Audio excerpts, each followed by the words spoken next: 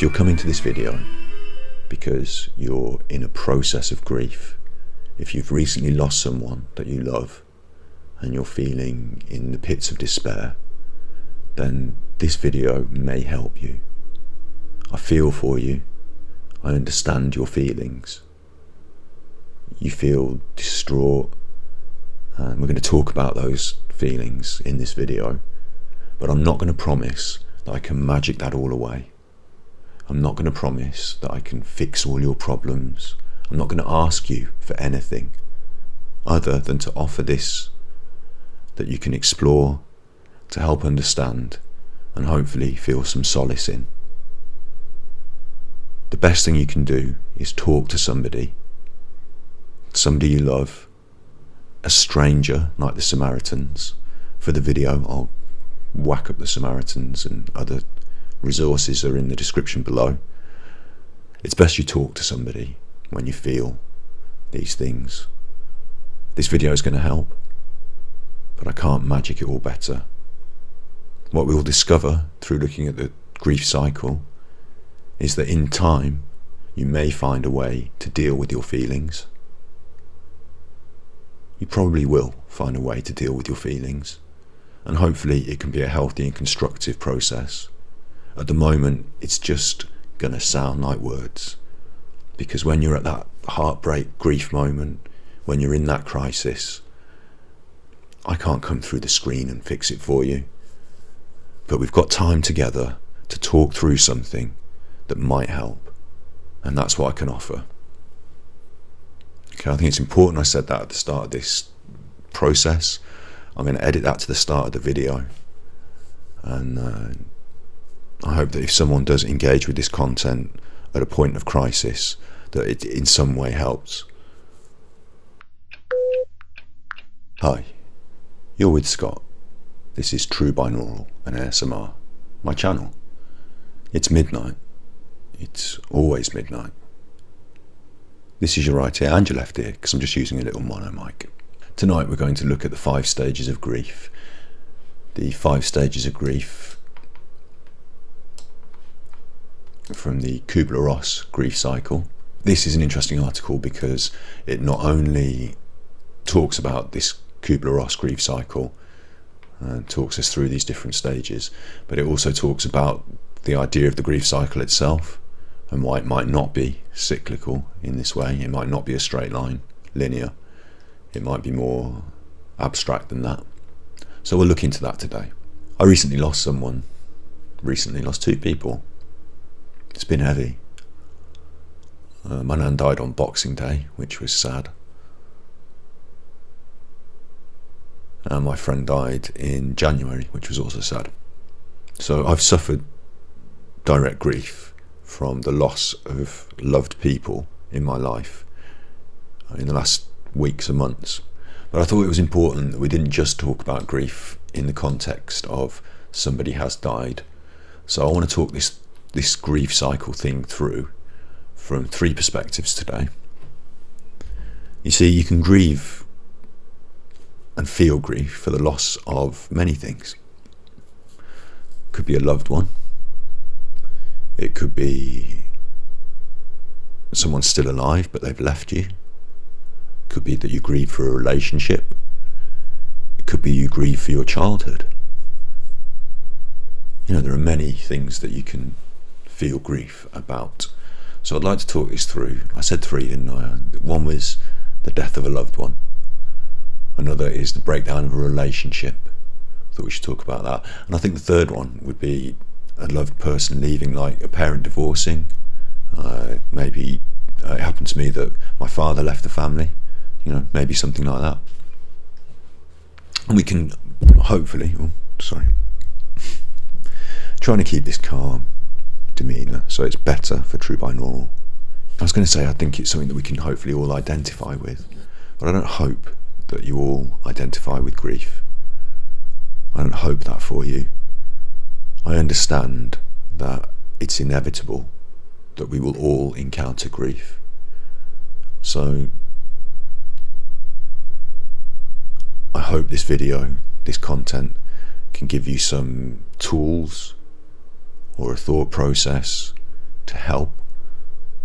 I hope that by examining the process, the natural process that we feel through grief, you can find some solace and some support in that. I'm not saying I'm going to stop it feeling bad. I can't stop it from feeling bad. Time, perspective, those are things that can heal in this context. But I'm not claiming that I'm going to magic your grief away. Hopefully, I'm really being serious here, that I hope that people who engage with this content about grief find a positive outcome from watching and engaging with it. It would devastate me if they left here feeling worse. So let's get on with it. Let's do the work and see if we can help somebody somewhere in the future. We're talking through the Kubler Ross grief cycle, and this is an image of the cycle. It's not a cycle. We're going to learn here that it's not even linear. So if while we're talking through these ideas you think that it doesn't apply exactly to you, that's fine. Everyone's different, and everyone's going to feel these things in different ways, in different quantities, and at different times. And it might be short term, it might be long term, it might be you get over some of these things and go back to them, it might be that 2 or 3 come up at once. The Kubler Ross grief cycle talks about denial, anger, onto bargaining, depression and acceptance. A Swiss psychiatrist, Kubler Ross, first introduced her 5-stage grief model in her book On Death and Dying. Kubler Ross's model was based off her work with terminally ill patients and has received much criticism in the years since, mainly because people studying her model mistakenly believe this is the specific order in which people grieve, and that all people go through all stages. Kubler Ross now notes these stages are not linear, and some people may not experience any of them. Yet, still, others might undergo 2 stages rather than all 5, 1 stage, 3 stages, etc. It's now more readily known these 5 stages of grief are the most commonly observed and experienced by the grieving population. So what are they? They do put them in this linear order because it seems to make sense to some people in this order. But as we said, this can be in any order. Denial. Denial is the stage that can initially help you survive the loss. I'm just going to pull up to this image again. Denial, avoidance, confusion, elation, shock and fear. And this is really strange. I mean, I want to qualify this again as well. I'd like to also qualify this as well by saying at the bottom of the graph there is this, you can't see me pointing, can you? There's this information and communication into emotional support, guidance and direction. There's this feeling of a direction that in the early stages of the cycle you're receiving the information, you move on to your emotional support networks, and eventually out into a guidance and a direction. There's that general concept is being applied to this, and that's what naturally will happen with time. Initially you receive information, then you respond to it, and then you move in a direction that you have time to think over. That's natural. But you don't have to go through these stages in this order. So it's interesting though, isn't it, to start with, that denial is the stage that can initially help you survive the loss. And it comes with these ideas of confusion, but also elation, shock and fear. Elation, seems strange, but I do know from personal experience that people respond differently to the initial news than you might expect. We're going to talk about it in 3 contexts. The loss of a loved one.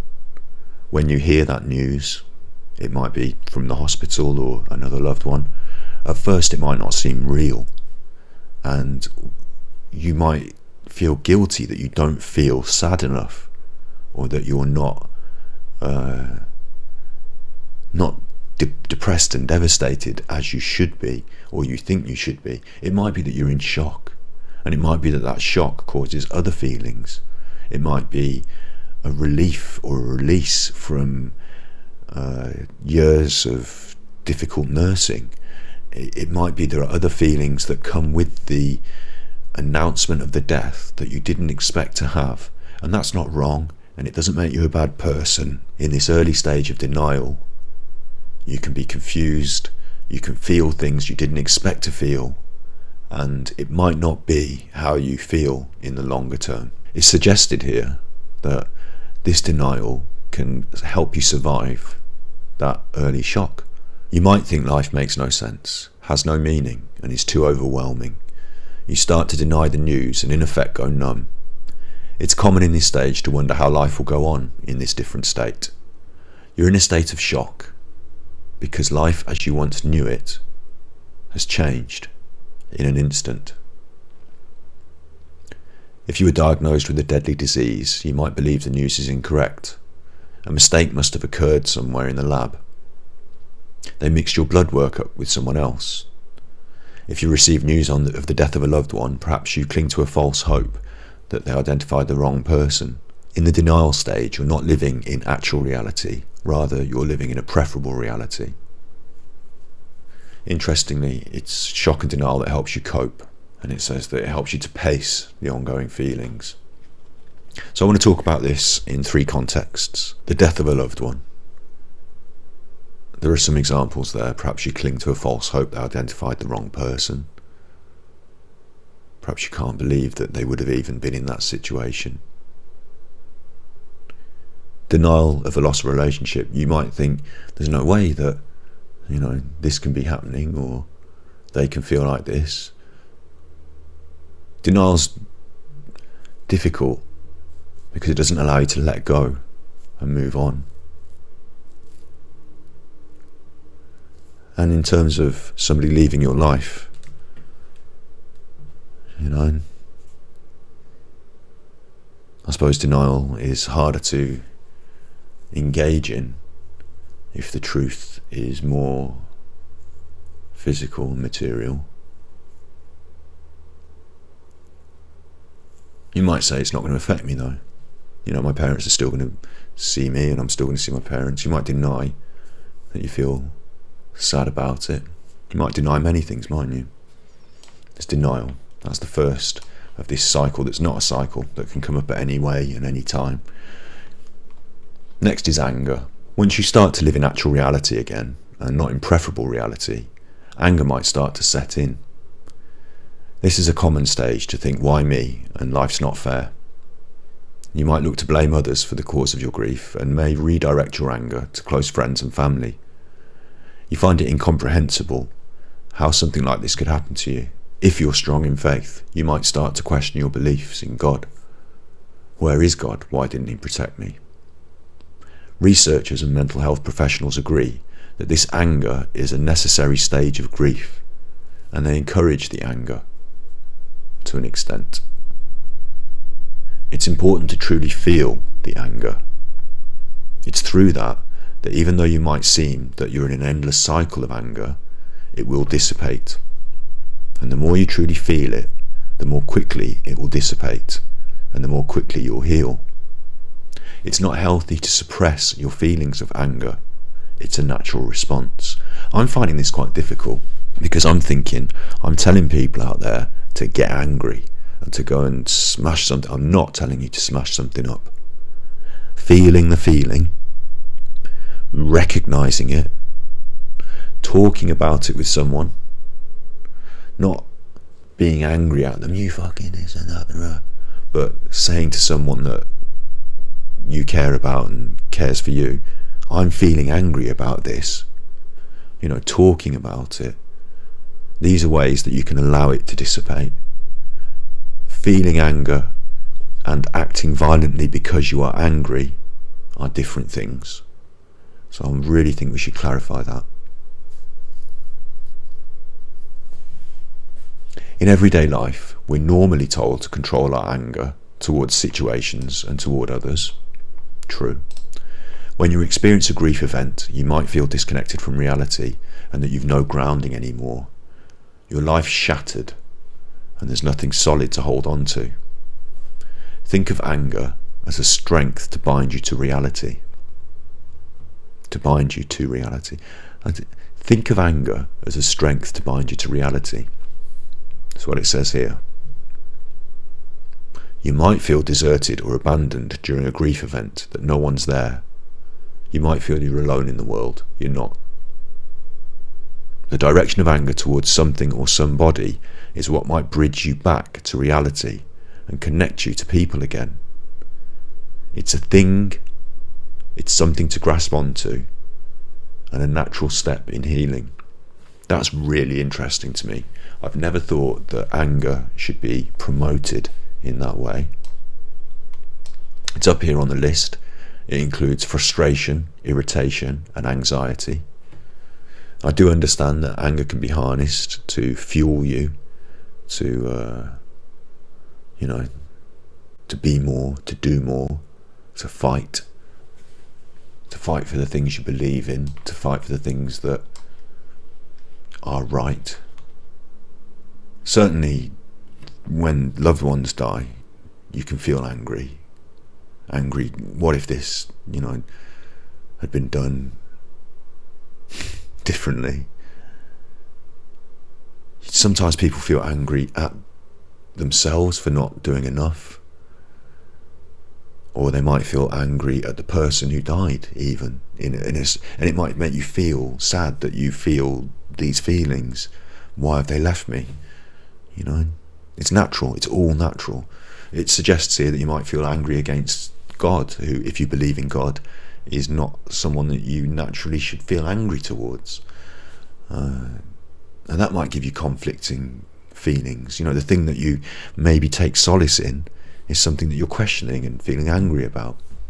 But it's natural. It's part of this cycle. It's not a cycle. It just occurs in different abstract ways. It's natural. If you're talking about the breakup of a relationship, a breakdown of a relationship, you might feel angry at your ex. You might feel angry at your ex's new partner. You might feel angry at the friends of your ex. You might feel angry looking on Facebook. It's probably not, as we said, it's probably best not to react to that anger with violence and expressions of dissatisfaction into the world. It's probably best to talk about these feelings with friends and people that you can hope will understand your anger. That's probably a good way to go. And it's something to grasp onto, a natural step in healing. It can bring you back into the real world. So from that early shock and that initial loss of, it said grounding, I'm going to say tethering, that feeling that you're floating away into some unreality. Anger can bring you back into the real world, and it can give you some reason to grit your teeth and prepare to fight, which may be necessary to counter the feelings of grief and the process that you're going to go through. Sometimes we need to try and be strong. And whenever that happens, it has to come from within us. People can tell us to, people can support us and help us to, but ultimately, we've got to decide to hold on. Yeah. Next step. Bargaining. Bargaining's a good step, isn't it? Nice step. When something bad happens, have you ever caught yourself making a deal with God?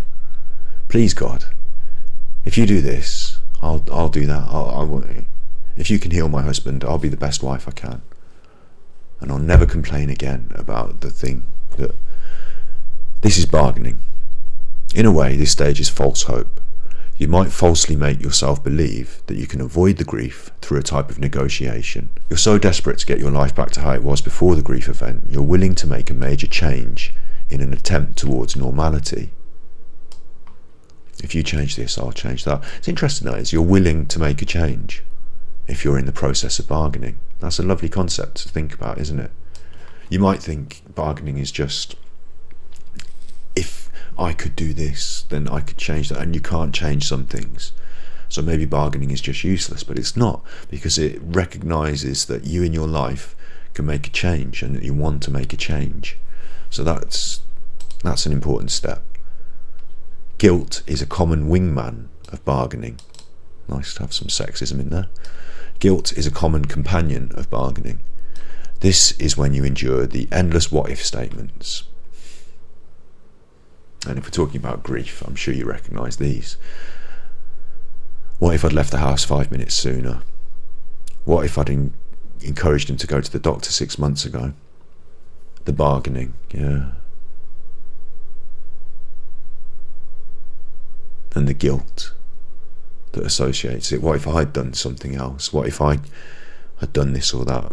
These are what ifs, aren't they? They're not how to or moving forward. They're looking back and trying to work out and bargain. I think this is why this seems linear, because this feels like it can lead to the next step, depression. Understanding that bargain cannot be made. Before you come to accept it, you have to feel it. Knowing this person is lost from your life.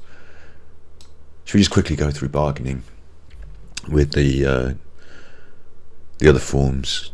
Bargaining relationship. You might be texting that ex to say, hey, maybe if we just went back to the old restaurant that we used to go to, and maybe if I stopped going on about what if I'd done this, what if I'd done that, if only I'd told her hair looked nicer, if only I'd been more conscientious, if only I hadn't been such a, you go through these things, I don't know, maybe you don't, maybe other people see it differently. What if she'd done this, what if she'd said, well, I don't know, yeah.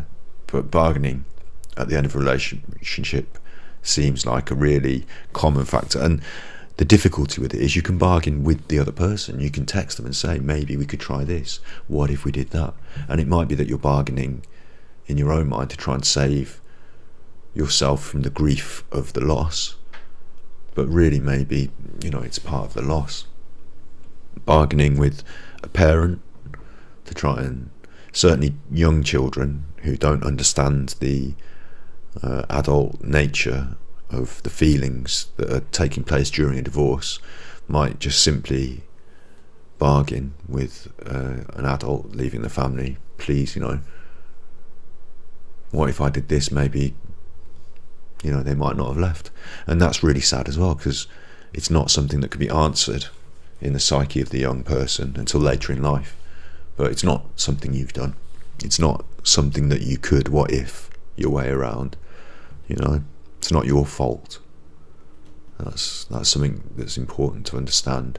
And that bargaining, it says here that guilt is a common wingman of bargaining, a common companion of bargaining, because it's often something that ends up being your fault when you try and work it out. You say, what if I'd done this? What if I'd done that? Ultimately, what if what if it hadn't been my fault? It might not be your fault. What if you'd done all that? It might still have happened. Who knows? You don't. This is part of bargaining. This is an abstract concept, and these things can come up at any time during your grief. They can come up years later. They don't have to happen in this order, and we're aiming to move on to the final outcome of acceptance. But it doesn't mean that even after you've accepted something, you don't still feel some what if, some bargaining, some depression, some anger. It doesn't mean that this is the same for everyone. It's okay to deal with things the way that you feel most comfortable to deal with them. Yeah. Depression. Depression is a commonly accepted form of grief. In fact, most people associate depression immediately with grief, as it is a present emotion. It represents the emptiness we feel when we're living in reality and realise the person or situation is gone or over. In this stage, you might withdraw from life, feel numb, live in a fog, and not want to get out of bed. The world might seem too much and too overwhelming. You don't feel like talking and experience feelings of hopelessness. You might even experience suicidal thoughts, thinking, what's the point in going on? It doesn't offer here in this statement any help. It doesn't offer any help, and I'm going to offer some help. There's links in the description below in the video that will be produced, and you can find the Samaritains. You can search Mind online. There are people you can talk to that are strangers that can help with your depression. It might be you go down a therapy road. It might be that you find your doctor can offer you some medication. It's definitely worth talking to a doctor. If you're in the throes of some extreme depression now, it's definitely worth checking out Mind or calling the Samaritans. Talking to somebody is really, really helpful. What's the point in going on, right? If you're watching this video, you are taking one more step. You are experiencing life for 10 more seconds. You are pushing ahead for that little bit more. You're here, we're together, we're doing this. Yeah, we're going on. What's the point in going on is there's definitely more to be said for being here and pushing on and fighting through it than there is for conceding and not being able to experience anything else in the future. There's more to be said for having more experience, and I honestly believe this because I've felt it. Even if that experience is horrible in these stages, even if you feel like today, tomorrow, the next day are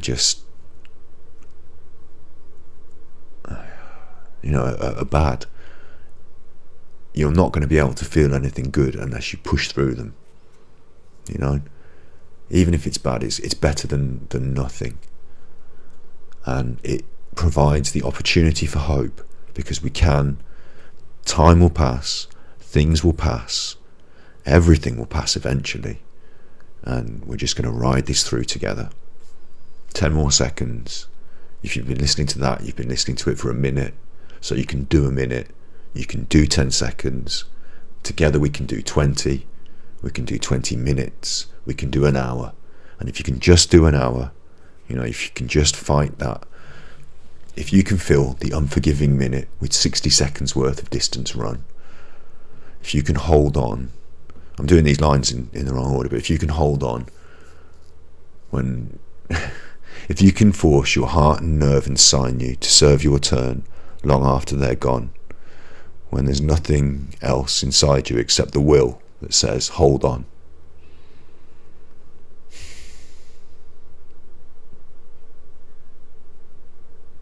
we're holding on. That can be enough, can't it? What's the point in going on? Is to hold on. That's the point. Keep holding my hand and pushing on. I'm not going to be able to answer all of the mysteries of the universe in a little video about depression and grief, but I can promise you it's worth holding on, and that we're doing it. We're holding on. Talk to friends, find joys, engage in mindfulness. We will find a point to go on together. Acceptance. The last stage of grief identified by Kubler Ross is acceptance. Not in the sense that I'm okay, my husband died. Rather, my husband died, but this is going to be okay. There's a very important distinction there. You're going to accept things for what they are and learn to deal with the way they are in the future. In this stage, your emotions may begin to stabilise. You may re-enter reality. You come to terms with the fact that the new reality is that your partner's never coming back, or that your loved one is never coming back, that you don't get to see them again. You have to accept that things you wanted to say cannot be said. And like I said, in the current climate, I have to accept that there are 120,000 other families feeling the same things as I'm feeling. And we've all got to accept, these things are what they are, and to try and push forward together for the best outcome together. if you're dealing with the breakdown of a relationship, this one is the hardest one to come to, with all the others in the way, all the bargaining, all the texting, all the, seeing them at the club with their new partner, or maybe if we just went to the cinema together like we used to, all that acceptance is hard to get to. But if you can have a clean break, if you can decide to accept the things that have been said between you in the relationship to come to the breakup, acceptance is probably one of the most important. If your parents have divorced and you're not seeing one of your parents as often as you would like to, the going over that problem, that feeling, can be as brutal day in, day out as the day they leave, until you come to accept it and try and learn to live in the new normal. A term that we've heard recently, haven't we? The new normal. You may come to terms with the fact the new reality is that your partner's not coming back, or that you're going to succumb to your illness and die soon, and you're okay with that. It's not a good thing, but it's something that you can live with. It's definitely a time of adjustment and readjustment. There are good days and there are bad days, and then there are good days again, and then there are bad days again, and then there are good days again. It's it's a cycle, it's a process, isn't it? In this stage, it does not mean you'll never have another bad day. It doesn't mean that you're not going to break down and cry and be uncontrollably sad. But when you get to acceptance, the good days start to outnumber the bad days. I remember a breakdown of a relationship in my life where I thought to myself, there's never going to be a time that I don't think of this person when I wake and when I sleep and all the hours in between. And I'm thinking of them now that I'm saying it, but they're not still in my phone, and I don't still observe their birthday. Things just go by the way, and I don't finish watching a film and think, I wonder what she would have thought of it. I just live my life now, and occasionally I can allow myself a bit of sadness over those old days. But the good days tend to outnumber the bad days in that context. In this stage, the fog might lift and you start to engage with friends again. And I think this is important when you talk about this in depression, is that I don't think in depression you should wait for this stage before you engage with friends again. It might even be really hard to be a depressed person and engage with friends. It might be that some friends don't get it. It might be that some friends aren't really friends. It might be that some friends end up making you feel more depressed at times. But that process of engaging with people, is a very important part of all of this. And I'm not sure it's easy to climb these mountains alone. I'm not sure you have to. Engaging with friends, engaging with people, even if they're not friends, generally a lot of people, can be mean and negative, can't they? But generally a lot of people can be nice and kind as well, can't they? So engaging with strangers can even be as wholesome as engaging with friends, certainly when they're kind. But engaging with people is important, and you don't have to wait till acceptance. You can use it as part of grief in all the stages. Probably most important to do so. Don't suffer these things alone. Don't just listen to me, turn off the thing and never say anything about it. Even if it's something as simple as saying to your friend, I watched this video about grief the other day, what do you think about these ideas? I might be feeling this. Share my video. I'm joking. I am joking. I shouldn't joke. I'm not joking because we're trying to be serious. But yeah, I'm not trying to capitalise on your grief. I just hope that by sharing some of this with you, I can help, and maybe you'll share some of your feelings with somebody else, and that between us all, every little snowflake contributes to the avalanche. It's the way social change works. Every little thing contributes. So I hope that we can do some good together.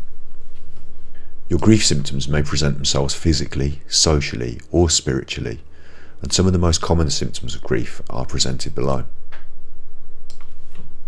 Let's just talk about these then. Crying. Been there, done that. Got the red eyes and the puffy eyes to show for it. Headaches. I mean, crying's an obvious one, isn't it? We know about crying. If you're crying, you probably feel sad. But sometimes you can cry and you don't know why you feel so sad. Sometimes it's worth letting that happen and exploring the feelings. Maybe listen to a sad song and letting it wash over you and play its way out. Crying shouldn't be reserved for times when you're alone, held back until you can let it come out. Crying should just happen naturally, if it's happening naturally. And I know you can sometimes feel like if you cry, you will never stop. But believe me, everything's a process, and if you do allow yourself to feel these things, like I say, sometimes a song can help, because when the song's finished, it's time to, dry your eyes and think about the next thing. But crying. Headaches.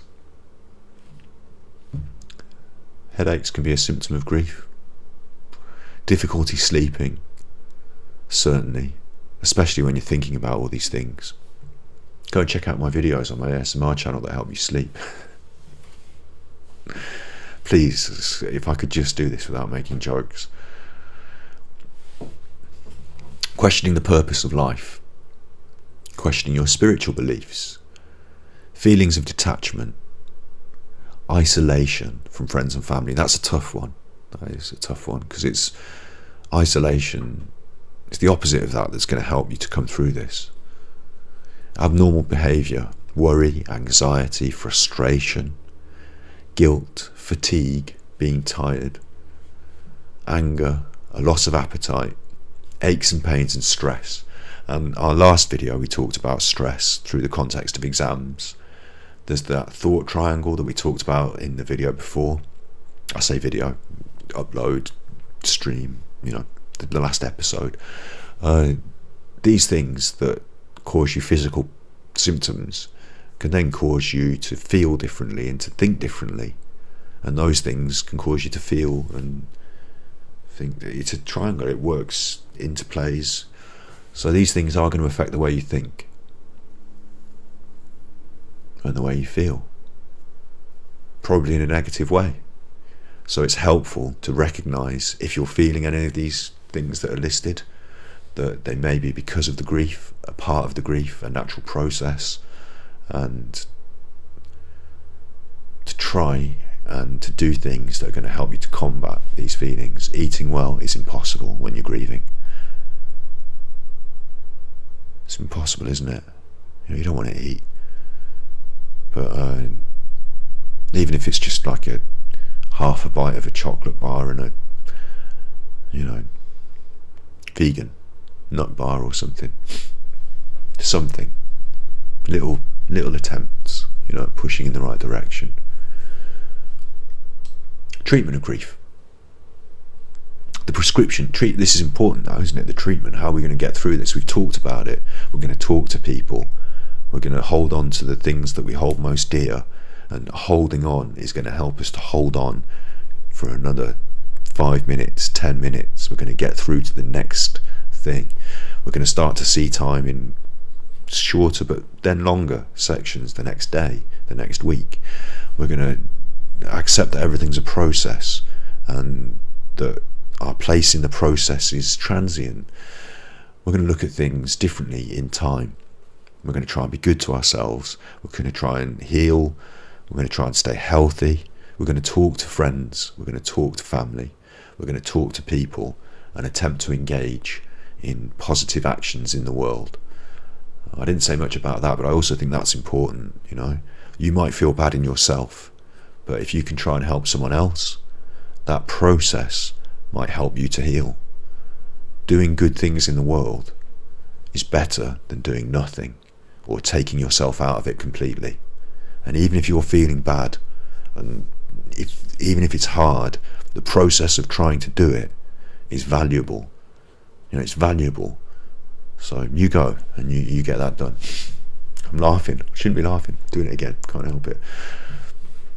It's valuable. The prescription, and this is what they've got to say from Psychom. So maybe Psychom's got a different approach to me. We'll find out. The prescription of medication and engagement in counselling have been the most common methods of targeting grief. Initially, your doctor may prescribe you medications to help you function more fully.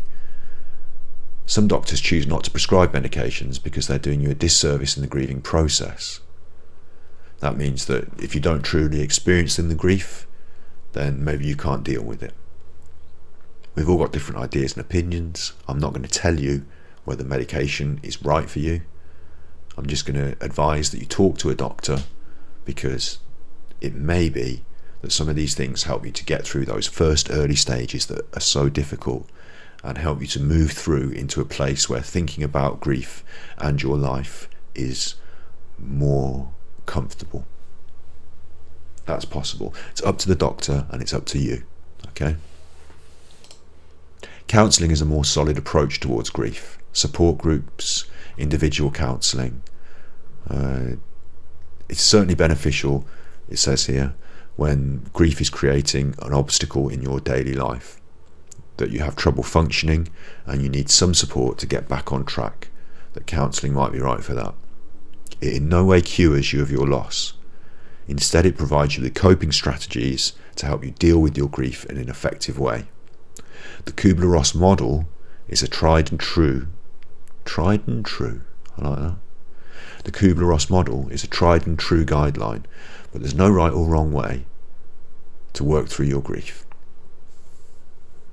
It's normal that in your personal, you can probably read this better than me. It's normal that your personal experience may vary as you work through the grieving process. Yeah, we like this, don't we? This is talking sense. If you or a loved one is having a hard time coping with grief, seek treatment from a health professional or mental health provider. Call a doctor right away.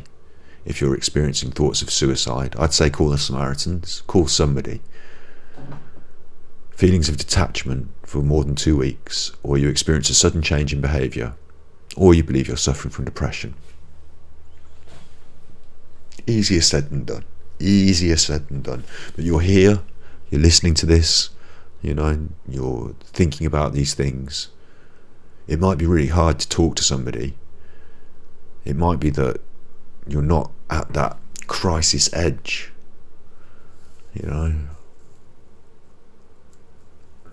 But in the next few days, in the coming weeks, there'll be opportunities for you to engage and share and talk. I mean, Twitch is a great opportunity, isn't it? There'll be opportunities. Don't shy back. Don't hold back from them. If it pops into your head at some point that, even if it's the strange lady you bump into when you walk your dog, or you can talk to people.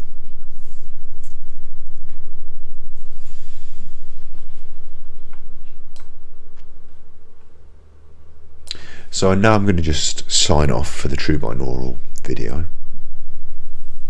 We've done grief. We've covered it. As you would have seen, as I promised at the start of the video,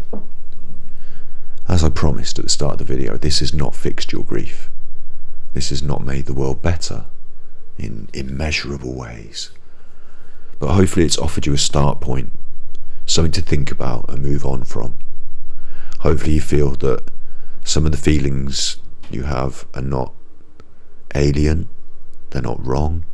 Hopefully you understand a little more about how you feel and why it's natural that you should feel like that, and that you can potentially, all I hope for is, if someone's in crisis, they found this video, they've watched, they've listened, they've thought about the things, all I hope for is that we've established like a pin in the map, a flag on the moon, something that says we're here, and something that can be built on and worked towards. And that when they're in these crises moments, when you're having these difficult times, that you can say to yourself, oh no, but I've got that pin in my map, you know, I've got the will to hold on, and I can do another day, I can do another 10 minutes, I am doing another 10 minutes, even if you have to come back and watch this again to remind you that you can do this. You know, these things are important. So hopefully we've created that here. Hopefully this has created that flag in a map, you know, a pin that we can establish and move on from. So you be good, my little podcast. You stay strong, you do another hour, you watch another video, you get through another night, you have another difficult day, you eat something, you take a shower, you go again. And we're not giving up. And I'll be here every Monday, Mental Health Monday, 8 PM GMT, every Monday. So that's Mental Health Monday. You be a good little podcast. We'll call that cut. Yeah, for the true binaural channel, we'll say cut. It goes that way around really, doesn't it?